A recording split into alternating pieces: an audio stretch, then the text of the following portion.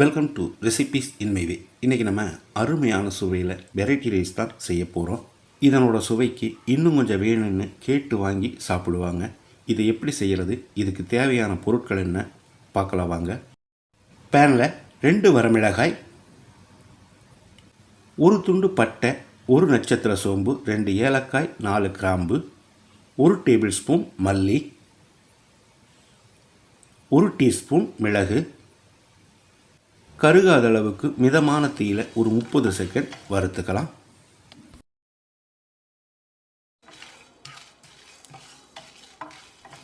இப்போ இதோட 1 டீஸ்பூன் சீரகம்,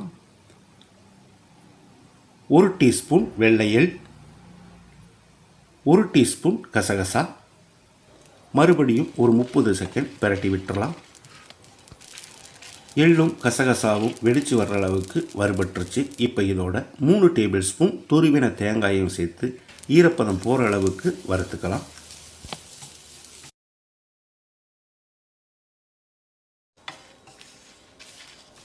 எல்லாமே நல்லா வறுபட்டுருச்சு. இதை எடுத்து ஒரு பிளேட்டில் கொட்டி ஆற வச்சிடலாம்.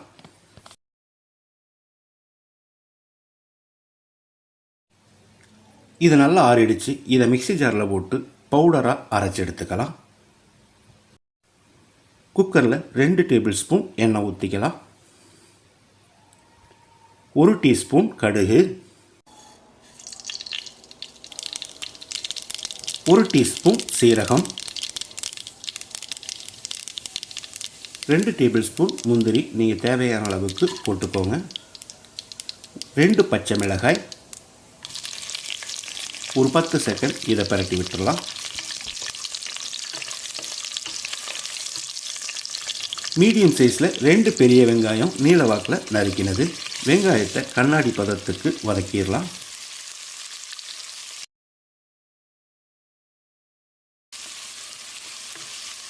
வெங்காயம் நல்லா வதங்கிருச்சு. 4-5 பீன்ஸை நல்லா பொடியாக நறுக்கியிருக்கேன், இதை போட்டுடலாம்.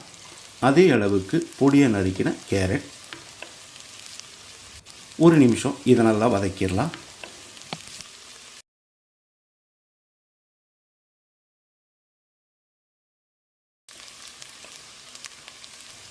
இந்த அளவுக்கு வதங்கினது போதும். இதில் 1.5 டேபிள் ஸ்பூன் இஞ்சி பூண்டு விழுது சேர்த்து பச்சை வாசனை போகிற அளவுக்கு ஃப்ரை பண்ணி விட்டுடலாம்.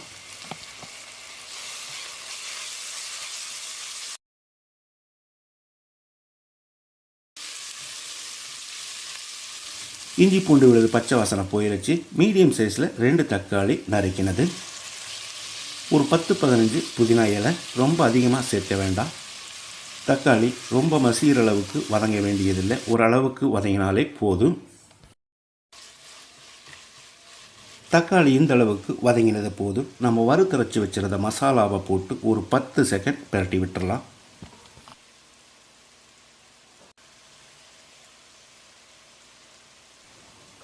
ஒன்றரை கப் அளவுக்கு சாப்பாட்டு அரிசியை 1/2 மணி நேரம் ஊற வச்சு எடுத்து வச்சுருக்கேன், இதை போட்டுடலாம். அரிசியோட அளவு 300 கிராம். இதை 1 நிமிஷம் பிரட்டி விடலாம்.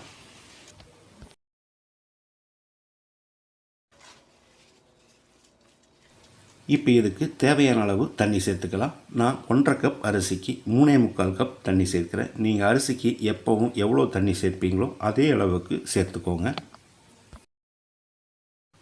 இதோடைய தேவையான அளவுக்கு உப்பு சேர்த்துக்கலாம். நான் 4 டீஸ்பூன் உப்பு சேர்க்கிறேன், நீங்கள் பார்த்து போட்டுக்கோங்க.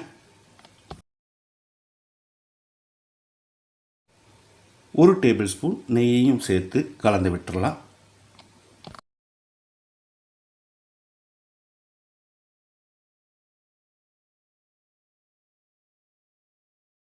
இப்போ குக்கரை மூடி விசில் விட்டுடலாம்.